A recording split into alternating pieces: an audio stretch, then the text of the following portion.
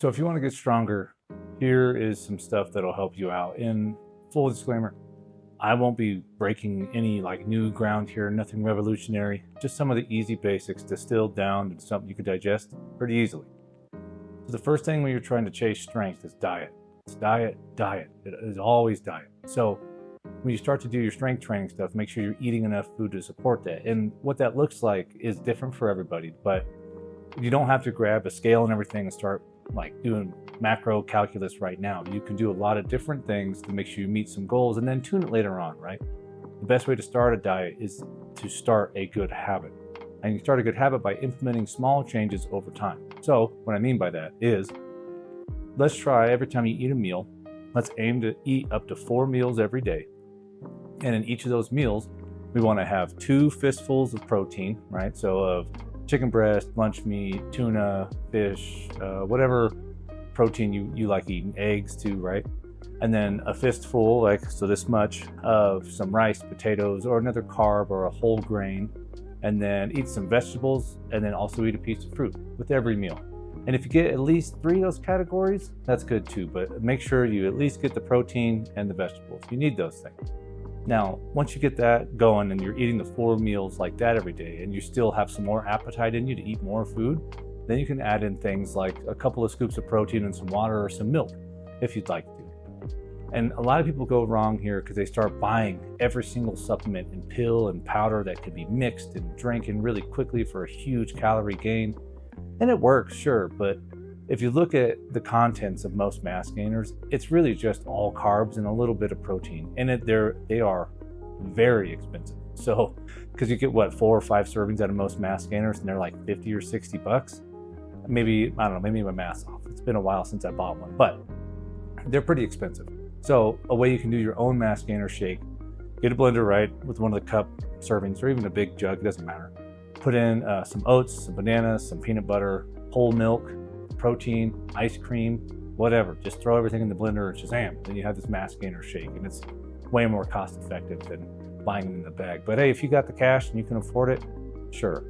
But what you don't want to do when you're trying to gain strength and make an excuse to eat all this food is eat so much food that you start getting super fat and super unconditioned, because that's a total negative, right? You could be super strong, but you're shaped like a dodgeball and you can't go up a flight of stairs. What's the point?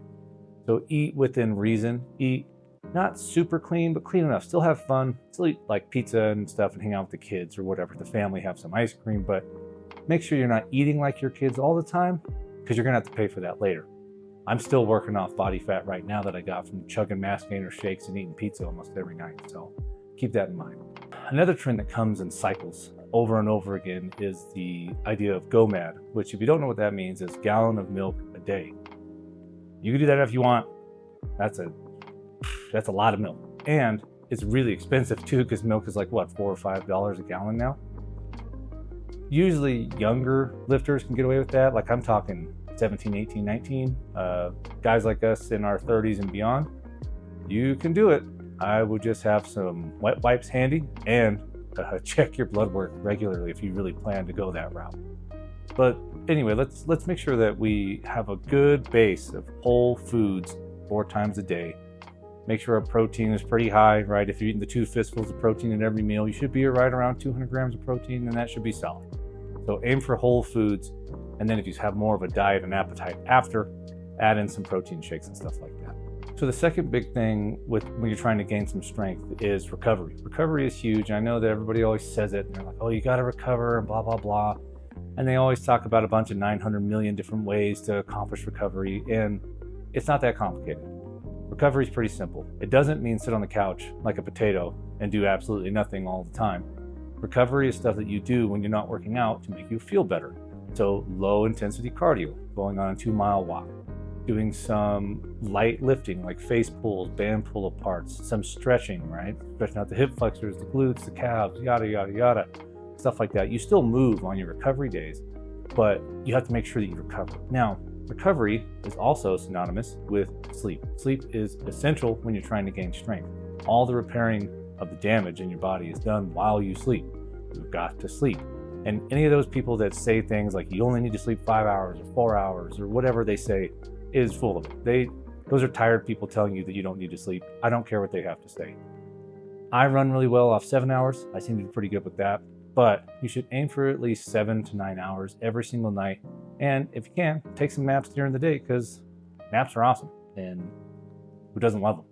The recovery is important. Sleep is essential. And it doesn't mean to sit around and get super fat and be on my 600-pound life, right? It means to continue to move and continue to recover and continue to get stronger for the next day. Man, it is hot in this garage. Summer is on its way, and I'm not sure that I'm ready. I enjoy winter more than summer because I sweat all the time. Anyway, so when we're training for strength, multi-joint movements are key. So when I say multi-joint movement, I mean a compound movement. If that doesn't mean anything to you either, a compound movement are things like the squat, the bench, deadlift, overhead press, and the bent over row. All those movements combined make up the entire body, and they're multi-joint. So when you do that, you're incorporating a lot of muscle mass in these movements, and also increasing your strength across the whole base of the body. And that sounds like gee whiz crap. What I mean is that you get stronger in these movements, and they're the essential 5 basic movements of the body. So the stronger you get those, the stronger you are overall. Shazam, your numbers go up, and you're stronger. And of course, people are going to argue things like, well, kettlebells got me super strong, or only calisthenics, or only X, or only Y, and I'm just talking about my personal experience with the barbell, and the barbell has always given me the most consistent results across all metrics. So this is just me talking.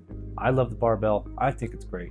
And I think if you give it a shot, you'll like it too. So multi-joint compound movements with the barbell are the most efficient way to build actual strength. So let's talk a little bit about accessory work. I think that accessory work gets taken a little too far most of the time in majority of people's programs, because people love doing curls and tricep extensions and leg extensions and hitting this muscle from this angle and that muscle from that angle. And then they end up doing too much, and then they can't recover, and their numbers plummet. And they're like, why? I'm doing so much. Why am I getting weaker? It's because you're sabotaging yourself in your accessory work. However, when I think about accessory work, I think about things that will directly complement the main lifts, right? The main lifts being squat, bench, deadlift, overhead press, bent over row. And they're important, right? Because things like face pulls keep your shoulders healthy. Bicep curls keep your biceps healthy for deadlifting. And all these other things come into play. What you don't want to do is just do so much that you can't recover at all, and then you're total ass for your next workout. So accessory work is fine and it's great. Just program it smartly. And if you don't know anything about programming, like me, I suck at programming for strength, find someone else who's better. And that leads us into our next point, which is programming. And programming is exceptionally complicated whenever you start to get to the higher levels of strength and conditioning, because it takes a lot of knowing yourself, knowing how to program, knowing when to call it, knowing when to push it. So before we get into all that, which we won't because I'm not good at teaching that, is what you should do is find someone who's better than you at it and follow their program. I've said it before, I'm a huge fan of Jim Wendler's 531, and I think that's a really good place for a lot of people to start.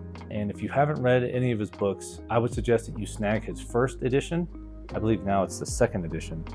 Either way, the first 531 book, black and white, that book, I think you should start there because it'll give you a really good understanding of the program basics, how it works, what it's for, what it's not for.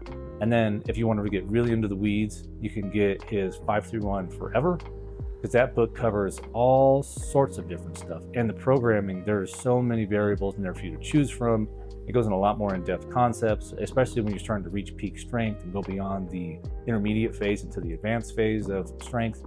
So that's my spiel on 531. I love it. I think it's great. I think you'll love it too. You should give it a shot, especially if you don't know what you're doing with strength training. You also see that a lot of what I've learned, a lot of what I regurgitate out of my mouth is a lot of principles from those books. And the reason why is because there's no need to reinvent the wheel if someone who already has decades of experience has gotten proven results over hundreds of clients with these ideas and these exercise programs. There's no need to try to find a different way. You can do what someone who's better than you does and also expect to get good results. Of course, when you start to get really, really advanced, you can start working on your own programming and doing all these things like that. But for now, for most of us who are novices and are intermediates, we can be fine doing 531 for sure. So don't stress about making your own stuff up. You should just follow an already proven program. So one thing I see people messing up a lot is probably the simplest thing that strength training requires, and that's to track your progress. You really got to write your stuff down, because knowing where you started and where you are is such a huge mental help when you have a really bad day and you're like, I am the weakest person on the planet. And you can look at your training logs from a year ago or 6 months ago or 2 months ago and be like, oh, wait, I used to be way weaker. So that's good. What am I complaining about now? So it kind of gives you a lot of mental help. And also having data on your training plans across the years or months or weeks will give you some insight as to like, oh, maybe I should change this, or why are my numbers falling? Why can't I do X? Maybe it's because of Y. I'm doing too much conditioning, or I'm not doing enough conditioning, and so on and so on and so on. The idea is that you start to learn this stuff for yourself, about yourself, so you can do it yourself. So you don't have to pay somebody money to tell you how to lift weights all the time. Now, don't get me wrong, specialized coaches for like powerlifting, strongman, these guys are needed and they're important, and you should follow their cues and what they say. But if you're just a general gym goer, you don't want to pay Joe Schmo with a NASM cert $70 an hour to tell you to pick up a Bosu ball and swing it around your head or whatever. That's an exaggeration, but I think you know what I mean. So that pretty much covers all the key points I could think of for when you're starting a strength training routine. And just the last little bit is that don't be worried if you're not already super strong. It's fine. Real guys who have been training like this for years, like me and my other comrades or compatriots of iron, if you will, they don't care. Nobody cares, right? I've seen people bench 405 pounds. I've seen people bench 65 pounds of more intensity. They're both awesome. It doesn't matter. Nobody cares about your numbers. You should care about your numbers, but solely for you, not to compare yourself to somebody else. You may not be strong now or strong as you want to be, but you will get stronger over time. And have a little secret. It'll never be enough. You'll never be strong enough, right? You're always going to be chasing this impossible goal that you may never reach, but that's okay. It's okay to reach for the stars, but don't get discouraged. It's all right to start off weak. Everybody did. And just keep trying, keep training, stay consistent, eat your food, sleep well, follow smart programming, take days off when you need it, deload when you have to, okay? If you have any questions about strength training, I'll answer what I can, but again, I'm not a pro. I just like following good programs like 531. If you came by and you enjoyed this video, I appreciate you, and see you again in the next one that I make.